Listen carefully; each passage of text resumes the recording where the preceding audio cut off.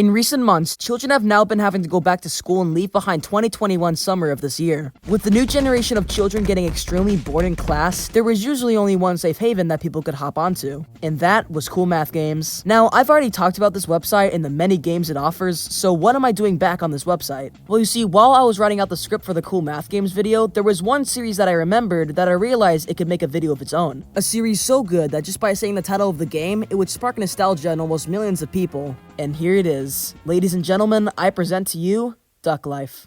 Duck Life is a game where you take control of a duck and you eat the funny seeds to go fast in races. Or at least that's what the first few games were about. See, over the years, the Duck Life series has expanded into multiple games that are just too many to count. So of all these games that Duck Life has to offer, I want to go back and see how great the sequels to Duck Life were and if they still hold up to this day. So in this video, I'm going to be looking at Duck Life's many expansions.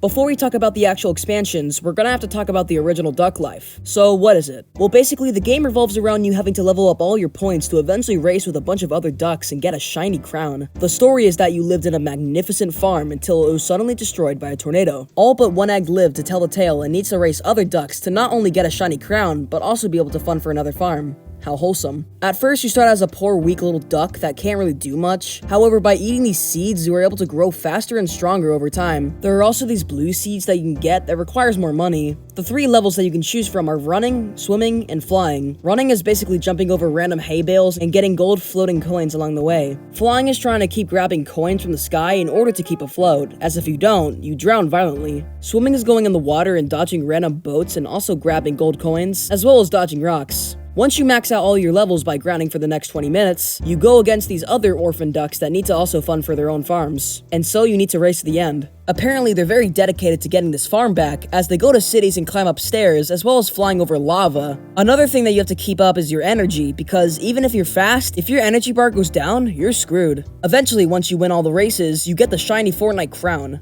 For being such a simple game, it did its job as being a fun game, and many people still love to replay this game time and time again. And even after you complete the game, you can change your skin from a yellow duck to any duck you would like, creating customization. So, Duck Life being a really fun game, let's see how the sequels compare and if they make the games even greater.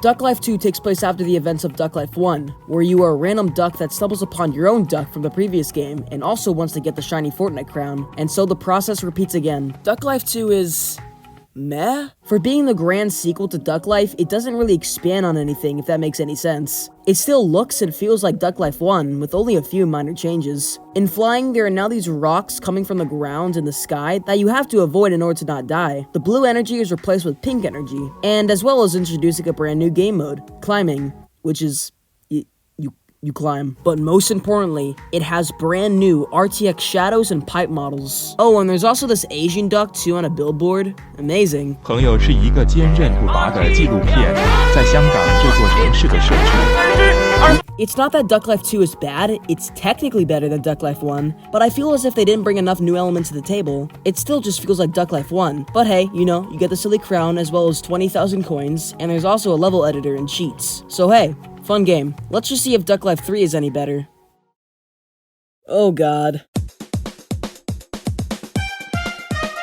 Duck Life 3 Evolution takes place, of course, after Duck Life 2, and tries to mix things up by changing the duck's body. The lore states that some random ginger farmers found a way to breed ducks into a certain skill, and you get to be one of those ducks. Oh, how I pity you. There is now a selection of eggs you can choose from that are greater in some areas and poorer in others. Whichever one you choose, by the way, you still have to do all the courses. And now you're put into the game. Unlike Duck Life 2, the third game actually adds a lot more elements. Like for example, there's actually a farm in the background, new HD pipes, and purple coins that you can get for whatever reason. The first part of the game is basically Duck Life, but at the later parts of the game you start evolving. Oh no. Eventually, after enough grinding, you evolve into every single class and you become an absolute monstrosity. At the end of the game, a portal appears where you have to race your last opponent to fight your also equally disturbed enemy. You have to race through explosions, cliffs, water, and these guys for whatever reason. Isn't this a kid's game? When you eventually win the race, you get a throne of being the King Duck, and that's it. I mean, you get other stuff too, like an arcade and like 200,000 coins, but overall, this game is pretty epic.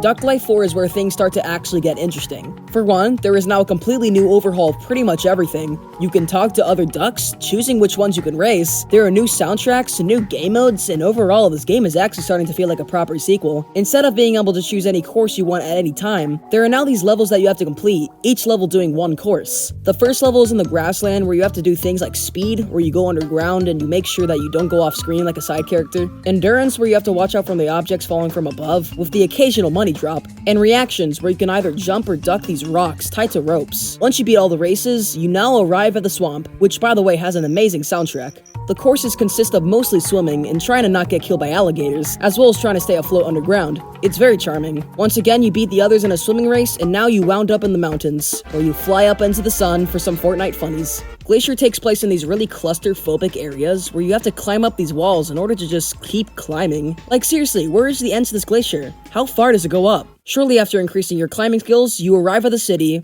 where you jump, and you just keep jumping, and you jump, and you jump.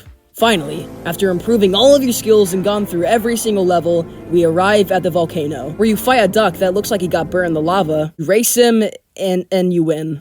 And hang on a minute, did the duck just say a bad word? Oh my god, 0 out of 10. This is the worst game I've ever played. I'm gonna give this video a dislike. Let's go to the next game.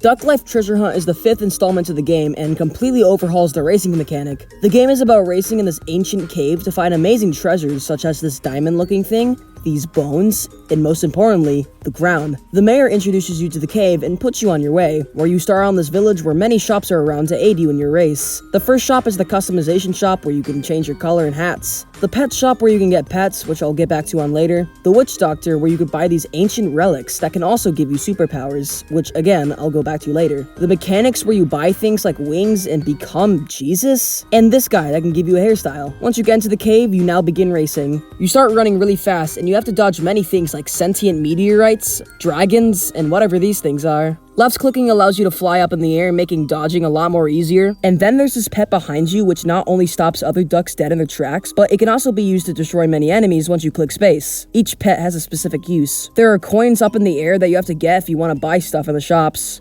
About a third into the game, you start out with these superpowers that upon touching can give you a specific power. There's this gorilla looking thing that allows you to go vertically up and down quickly. The blue bird where you start to run really fast and also hover slower. The flappy bird, which is just, you play Flappy Bird.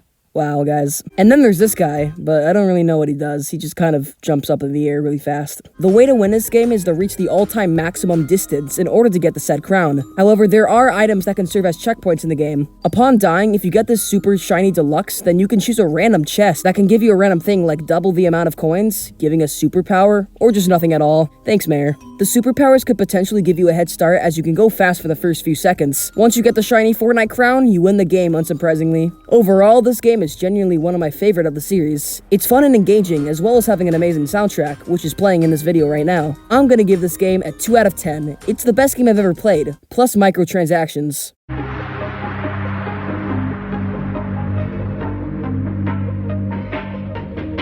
Duck Life Space is the 6th installment to Duck Life, and unsurprisingly takes place in space, where your previous duck is bragging about his crown, where suddenly the spooky aliens come in. Do they invade the ducks? No, they just take the crown. First and foremost, before going to space, you need to race this diver where this brand new mechanic comes into play. You have to sacrifice a bit of your energy for a temporary speed boost. Knowing this, you would most likely use the speed boost every time, but energy is very important, and races are much more longer in this game, so you really do have to keep track of how far you're behind in a race and how much energy you are able to spare, making races feel more engaging and not like a chore. Eventually, once you beat the stupid diver nerd and other ducks, you go into space, where you meet other alien life forms that are mostly just duck life. In this planet, you have to do things like platforming, flying on ropes, and not getting crushed by ice. I forgot to mention this is Duck Life 4, but this game applies to the same rule, where you can get other ducks to follow you and level them up individually, although I don't really know why you would want this. At the end of the game, you fight these weird fiery things, you win, and eventually when you win all the games, you get your shiny crown back. Yay!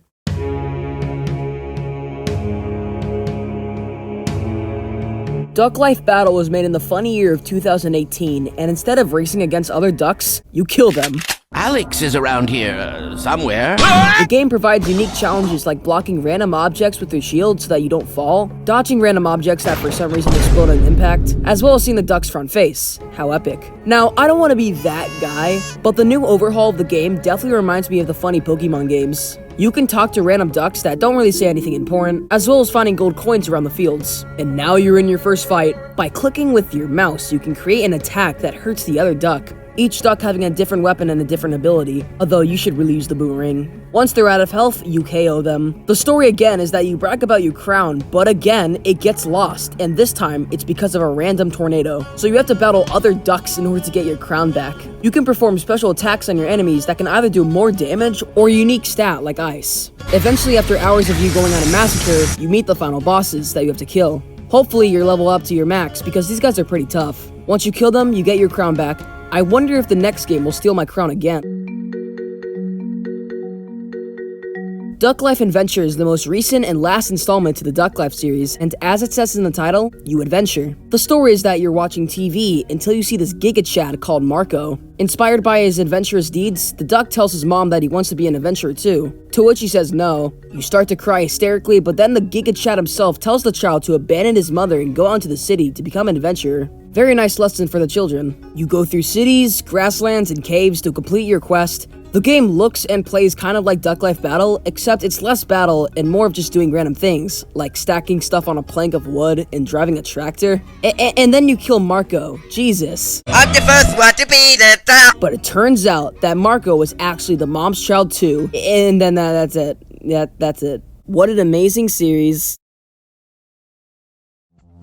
Hey, what's up? Thanks for watching this video, and I really do hope you enjoyed this video as it took quite a long time to make. Now that this video is over, Gimblegorg's Halloween edition will be coming out next Sunday, so stay tuned. That's about it. See ya.